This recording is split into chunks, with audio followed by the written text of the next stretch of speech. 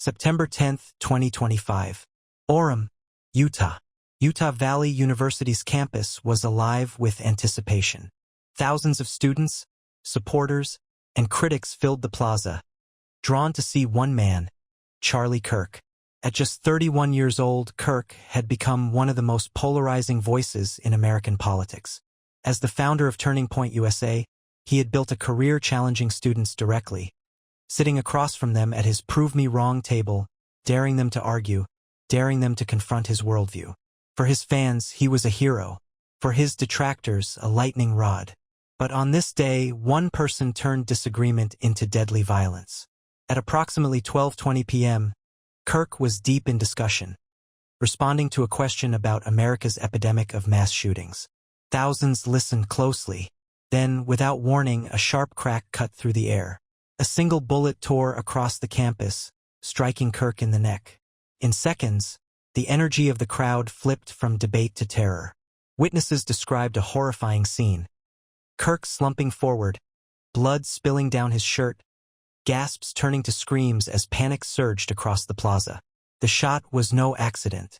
Authorities now believe it came from nearly 200 yards away, fired from an elevated position inside one of the buildings overlooking the event. This wasn't random violence. This was precision. A planned, targeted assassination carried out in broad daylight before 3,000 horrified witnesses. Chaos erupted. Students bolted in every direction. Chairs overturned. People stumbled. Some trampled in the rush to escape. Security forces dragged Kirk behind cover as officers scanned rooftops, desperate to locate the shooter. Within minutes, Utah Valley University went into lockdown. Students across campus received urgent alerts. Shelter in place. Stay inside. Lock your doors. What was supposed to be a political debate had become a war zone. Kirk was rushed away by his security team and transported to the hospital. But the wound was catastrophic. Despite frantic efforts to save him, Charlie Kirk was pronounced dead soon after arrival. News of his death spread like wildfire, first among students, then across social media, and finally breaking onto national headlines. America had just witnessed the assassination of a major political figure. Not behind closed doors, not in secrecy, but out in the open, in front of thousands of witnesses and rolling cameras. Law enforcement scrambled for answers. Within hours, reports circulated that someone had been detained near the scene. News outlets suggested a suspect might already be in custody. But the truth unraveled quickly. That person was released after questioning, with no connection to the shooting. The grim reality became clear: the killer had escaped. Somewhere out there, the gunman who executed Charlie Kirk had vanished into the wind. No arrest. No name. No face. Only questions. The investigation has since widened. The FBI, ATF, and local authorities are analyzing surveillance footage, piecing together the shooter's vantage point, and scouring nearby buildings for any trace of evidence. Ballistic experts are studying the trajectory. But as of now, the weapon has not been found. The shooter has not been identified, and the motive remains a haunting blank space. Was it political hatred, personal vendetta, or the work of an extremist looking to make a statement through bloodshed? The silence from law enforcement suggests they don't yet know, or don't yet have enough to say. In the aftermath, the nation reacted with shock. Utah Governor Spencer Cox denounced the killing as a political assassination and vowed justice. President Trump, in a statement online, called Kirk great and even legendary. Flags were ordered to fly at half-staff nationwide. Leaders from both sides of the political spectrum condemned the violence, warning of the dangerous path America is now on.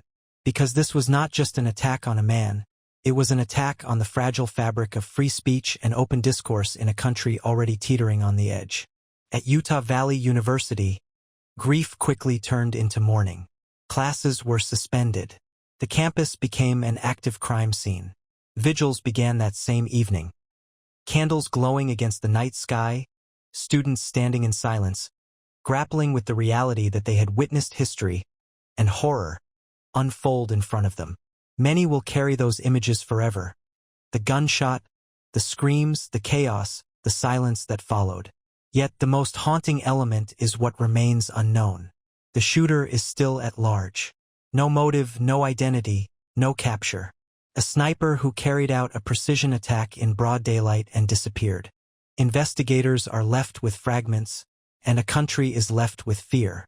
If someone could assassinate a national figure on a university campus, in front of thousands, what else is possible? Who might be next?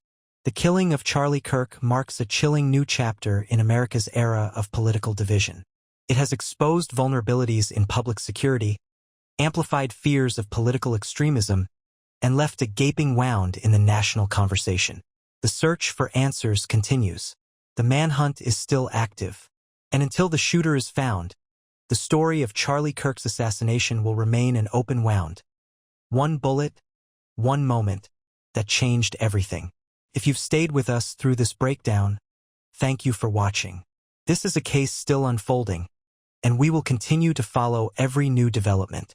If you want to stay updated on stories like this, make sure you subscribe to the channel, hit the like button, and turn on notifications so you don't miss our next deep dive into the events shaping America today.